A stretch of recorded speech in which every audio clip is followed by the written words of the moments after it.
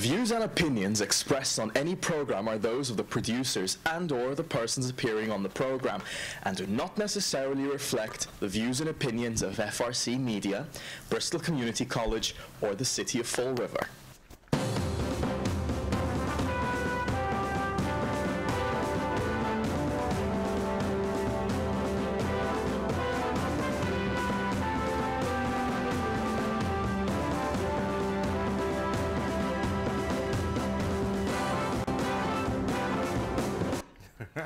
Hello, welcome to Spindle City Straight Talk. I'm Chip. And I'm CJ. And you got me all confused today, Chip. Yeah, it's our Wednesday show and it's on Tuesday, so yep. We're all confused. But I will be in Boston all day tomorrow, and we have some important things to talk about today. So. And you know, Chip, it's just been so far a really good week. And while it's only Tuesday, on Monday. Channel 95, FRC Media, did North Pole Live, and I got to spend time with the kiddies and with Santa Claus and with a couple of great people here in the control booth, because this is where I sat all day and all afternoon and evening. But we had a good time with it, and it was nice to see the children have such a great time. Many local people and businesses helped this endeavor. They supported it with provision of drinks, food, and you know, it was really nice to see a lot of people come together from the community and from community businesses just to make this happen. I have to commend you on that that not so negative. I know I'm going to ruin my reputation. That not so negative in endeavor, but you know, this to me, there's nothing greater about this season than when you're dealing with children who are. You know, they are waiting with bated breath for Santa Claus, and they can't wait to open up their presents, and that's great to see those children at that stage of their life. You know, and the sheer joy they get from the season it's really great, and it's nice to see, you know, people doing things for them as you did, and I commend them all. But let's get down to some serious business. Well, we've got some serious stuff to talk about. I know we do, and I got a couple of things that I want to also bring up, because today is Tuesday, although you'll be watching this on Monday, there was yet another threat to a local school. Somerset Berkeley had to delay the opening because of bomb threats. Hey, people, you know what? I appreciate the fact that you called them in. All right, you found these bomb threats on Facebook or Snapchat or whatever system you found them on. And if you see something, report it. We cannot take any chances, whether that be in Fall River, Somerset, Swansea, or Detroit, Michigan. If you see it, report it. It's important above all else to report these things today. Chief Racine was on the air yesterday talking about the same thing. No matter what, report it. You're not going to be, you know, assassinated if you make a mistake. You're not going to be called out for it. But, you know, they'll say thank you very much, but there was nothing to worry about. But you know what? If we are not on top of this, we don't need this to be, in our area, a disaster that we can't handle. So now we get on to the great things that we have in front of us. And, you know, let's talk about this one. Now, we talked last week about the fact that no taxpayer in Fall River came in and spoke at the tax factor hearing.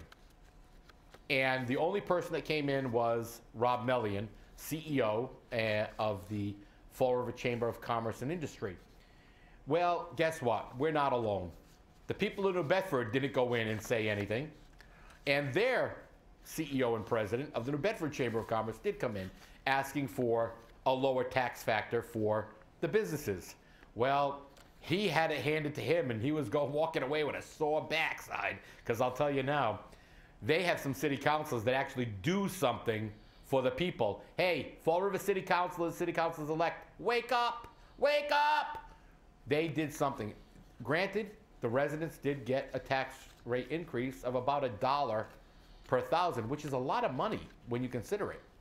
But the businesses really took the hit. And that's what I think was important to note. Well, yeah, and I think it's also important to note that the headline on this is can't see it on camera, but I'll read it to you. New Bedford to see the highest property taxes, tax rates in 16 years. You know, government just can't stop. They just love to spend money and waste money, and there's no attempt to shrink government, and they love to spend money, and we'll get into another issue on that. But I'll read you a couple of excerpts. Owners of the average, commercial property will pay $1,300 more. And then, obviously, they're paying high taxes, but they don't pay sewer fees and trash pickup fees. But, this, again, one of the city councilors actually, let's see. Murad, I believe. Yeah, it's going to hurt residents, it's going to hurt, Murad said. But, and then another city councilor, Gomes, Mr. Gomes, said, there is no alternative. It's a statement. He said, working class, this is a quote, working class people of the city cannot take another substantial tax increase like this, unquote. Well, yeah, they continue to say we can't take these taxes, but they continue to implement them. But they, at least in New Bedford, shifted some of the burden back to businesses. And of course, the New Bedford Chamber of Commerce is not real happy, but the reality is nobody's running to Fall River because we've got a lower tax rate, because they can't stay in business because Fall River's poorer than New Bedford. And this is just more rhetoric on the part of chambers of commerce, because that's what they get paid to do. I mean, let's face it, that's what they are. They are shills for their thing, which segues me into another issue. So what happens about government? Here's government. They love to take your money, and they'll tell you why they need your money, because they need their money to run government. But they never attempt to make government smaller. They attempt to make government larger and more expensive. And now, Fall River, get ready, everybody. Fall River led the way. We're like Rangers. Rangers lead the way. And the fact is, we led the way. We hired Joe Macy and Lou Pacheco, and we gave the governor an idea. So the governor created a early retirement incentive package, and then he rehired people under the 960 hours, or 120 days, just under half a year. And he got ripped. This is a quote. Governor Charlie Baker ripped over rehires. And on both sides of the aisle are blasting, state lawmakers are blasting Governor Baker for letting 70 state workers back on a payroll after they took early retirement, saying the freshman governor's plan was passed during a honeymoon period that will cost the taxpayers in the long run. Well, they finally figured it out. It's going to cost the taxpayers money in the long run. Well, let me explain this so everybody understands. Early retirement incentives don't save money. This is another government propaganda tool. He said that when they retired these people, that they saved, CJ, what's the amount he said they saved? I'm trying to quickly run through this. And well, $1.8 million deficit they had. $1.8 billion Yep, deficit. $1.8 billion deficit. And yeah, and that early retirement was supposed to reduce that deficit. Well, let me tell you something. It doesn't reduce any deficit, because let me explain something that the government doesn't want you to know. You know, what Baker's trying to imply is that when these people retire, that's it. We don't pay them anymore. Well, we do. They're retired. And if they take option A, let's do some quick, for an example, let's do some quick math. You mean real math? Yeah, let's do some real math. Now, let's use, Joe Smith, works for the state, makes $100,000 a year. He retires and takes option A, which is the highest level retirement, which many of them take. So he gets 80% of his salary, of his 3 highest years, the average of his 3 highest years. So who pays him? What do they think? This money falls out of the air? The state has to pay part of their retirement. So they're not saving that much money. Yeah, they contribute to the system, but the cities, the towns, the counties, and the state have to pay. So they haven't saved. That's not a savings. When you look at it, if they're going to pay them 80%, and let's say that because their contribution absorbs some, let's say they're only saving 60%. They only have to pay 60%. So that's 60% of the savings that they said they were getting, they're not getting because they actually have to put it into the retirement system. And nobody ever reminds you that the retirement system is part of the budget. It's part of the state budget, it's part of the county budget, and it's part of the city budget. You will all remember Mayor Sam Sutter complaining about retirement costs. Well, the reason that we have these retirement costs are because we continue to give these early incentive retirements. They did it at the fire department. Flanagan did it.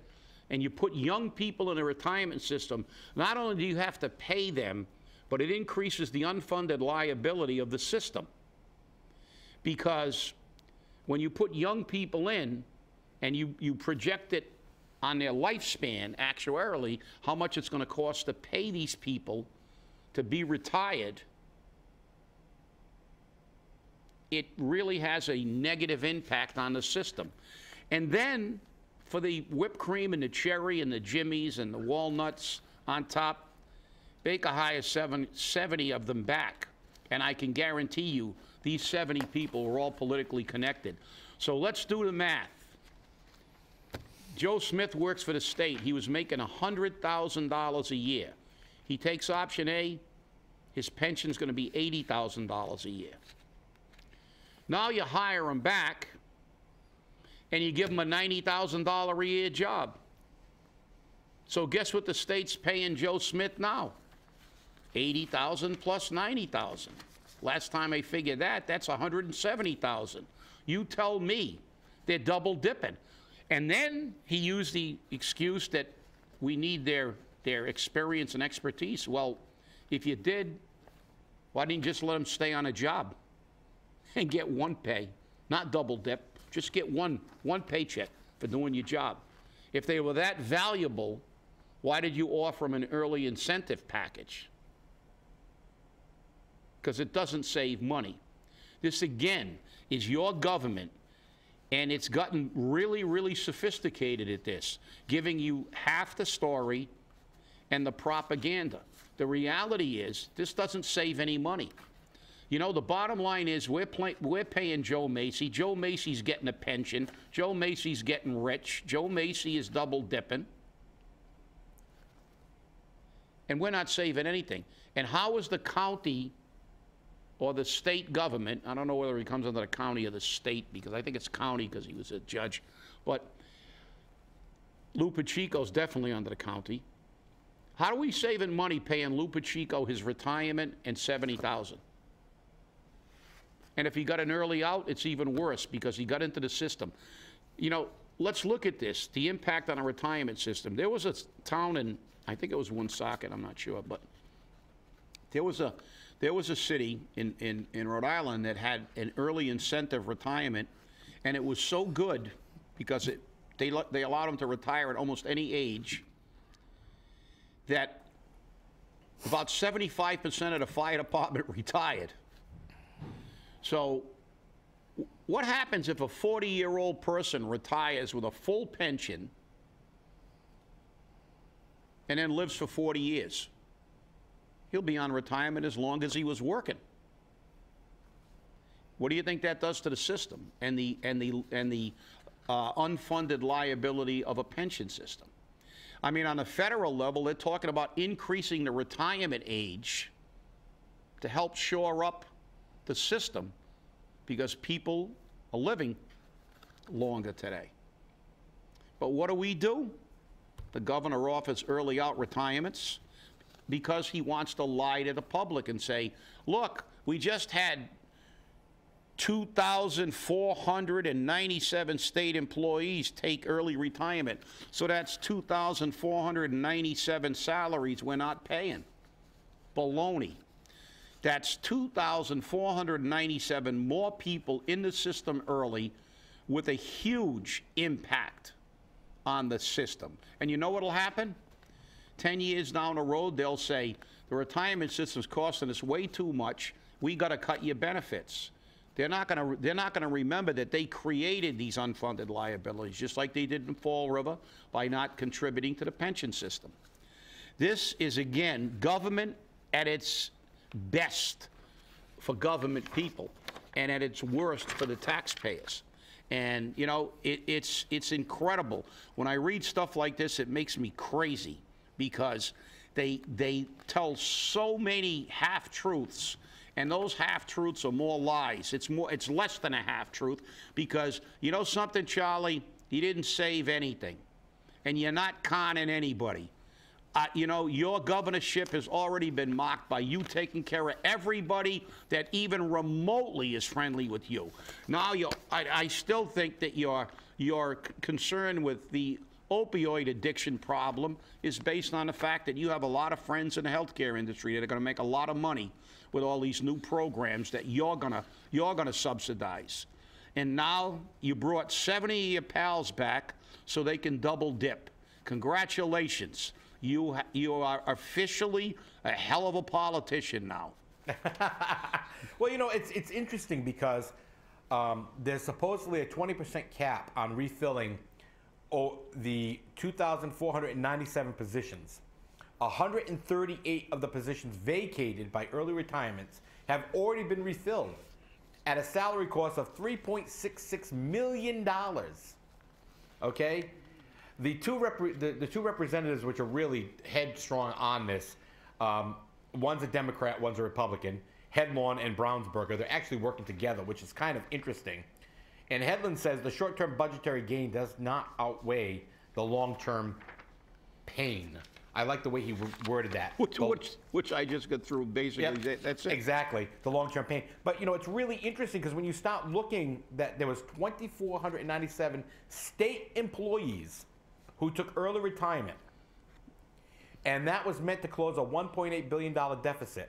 He hired 70 of them back for the Department of Transportation.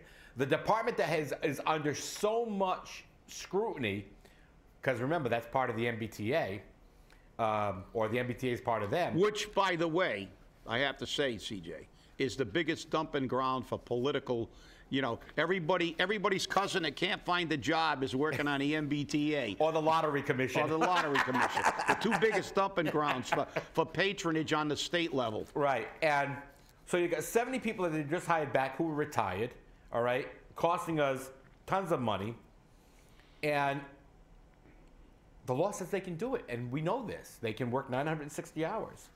But again, $195 million was saved initially by these retirements in salaries, not in retirement, in salaries. Yeah, well, see, that's the con, though. Right. That's the con. You saved $195 million, but you're going to pay them 80% of that back in their pension. Well, here's the kicker. And not only that, wait a minute, I got to get this in before I forget. Yep. You're going to hire these 70 people back and pay them double for working a half a year. So what's that mean? We're going to pay triple, because if they can only work 6 months, they can have 35 working for 6 months and the other 35 working for the other 6 months. So for that 1 year period, we used to pay them one salary. Now they've retired, so we're going to pay them their retirement plus that. So it's 3 times more expensive. And the kicker is it was $195 million for this fiscal year that they were going to save.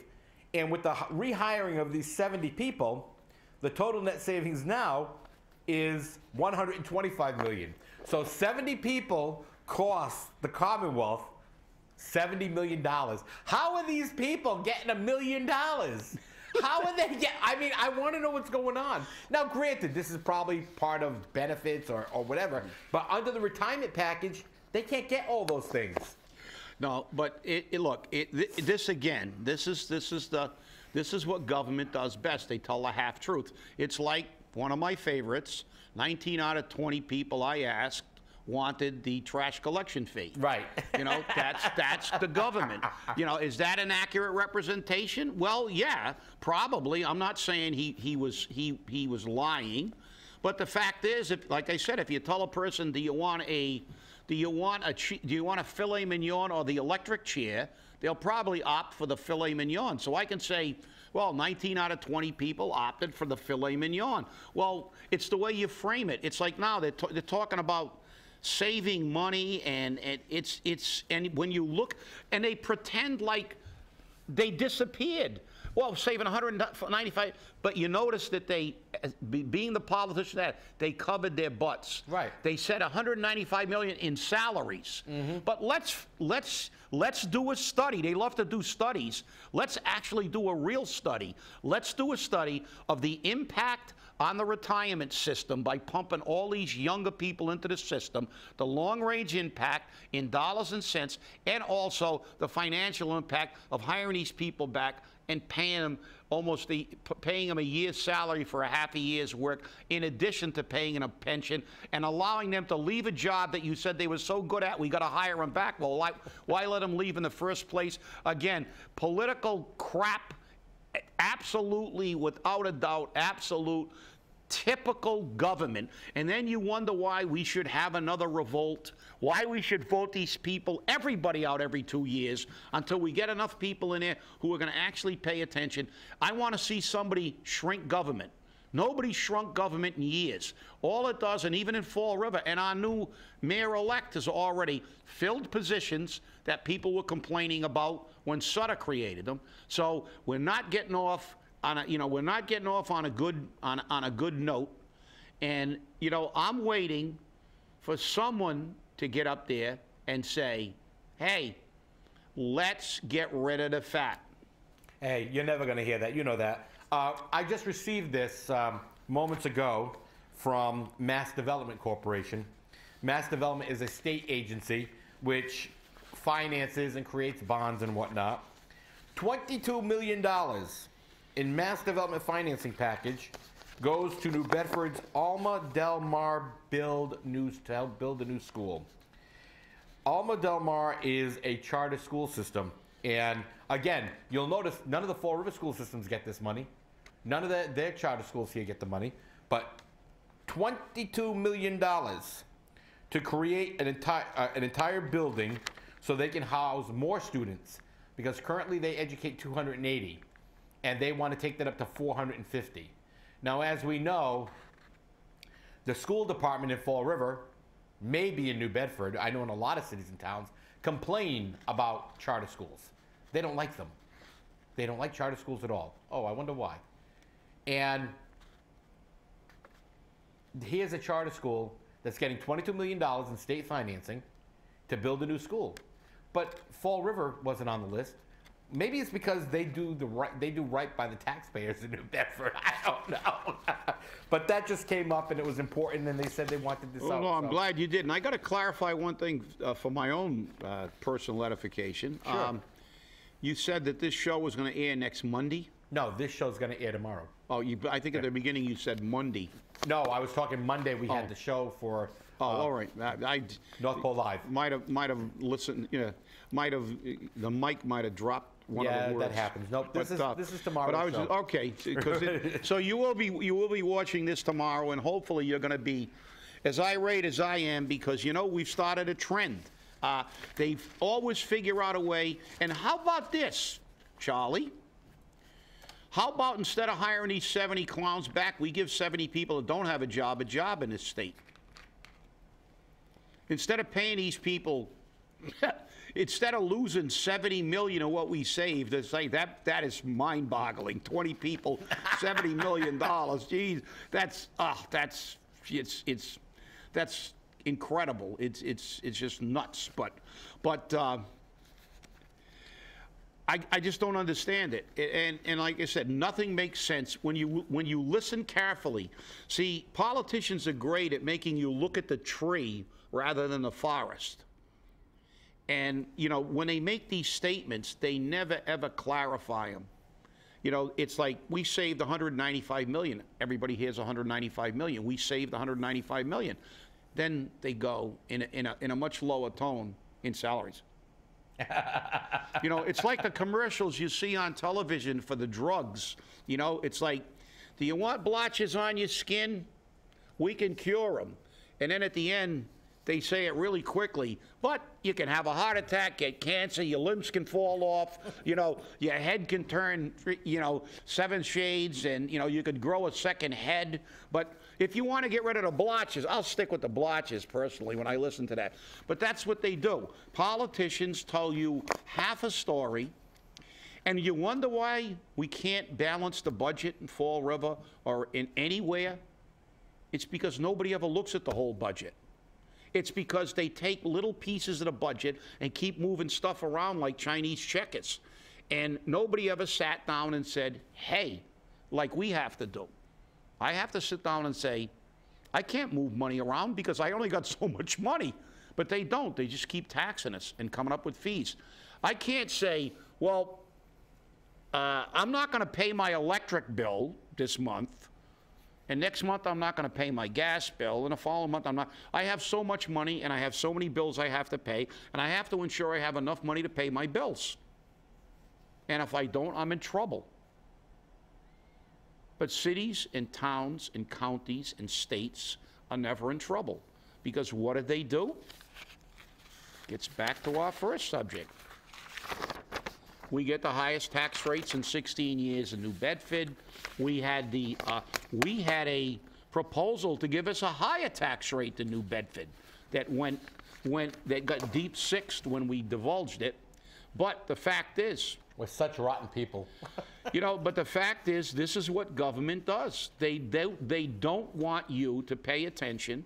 They don't want you to listen to the truth, and that's why we're here complaining all the time. Because, you know, nothing irritates me more. Look, you know, if, you know what I've said before, if you're going to urinate on my head, at least extend me the courtesy of not trying to convince me it's raining. Okay? So that's a fact. It's not raining. You guys are full of crap. And when you do stuff like this, you're insulting people's intelligence. There are a few of us in this state that can actually figure this out. And it's wrong. So, you know, again, these are the two elements of bad government: high taxes and big government full of patronage. There's your two. And that equation has to change. I don't know about you, CJ, but I'm getting tired of it. Well, you know, but the thing too is, Chip, that the people have to get involved. The people have to hold them accountable, and that's our biggest problem. And we saw that not only in New Bedford, but in Fall River, where the taxpayer did not come out and express their opinion on paying more taxes. So as long as we don't tell the government, as long as we don't tell the elected officials, as long as we don't tell the Department of Revenue and the governor and the lieutenant governor and the attorney general that we are not going to pay more taxes, what are they going to do? They're going to say, your checkbook is my checkbook. Okay? And we can't win. We can't win if we don't. No, you're right, CJ. But you got to remember, look, I'm going to give the people of Florida some credit here. You know, we had a recall.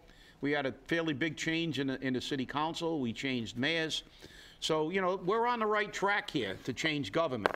But the fact is, what people have to realize is, if you don't show up to complain about the tax rate, they'll use that as an excuse. Well, nobody said they had a problem with the tax rate. That's right. So you got to show up there too and complain. So stay angry. I'm really glad we got to do this show, because I don't know if I could have waited till Friday. My head would have exploded. So, hey, and remember, use our tip line, send us emails, and stay angry. Let them know.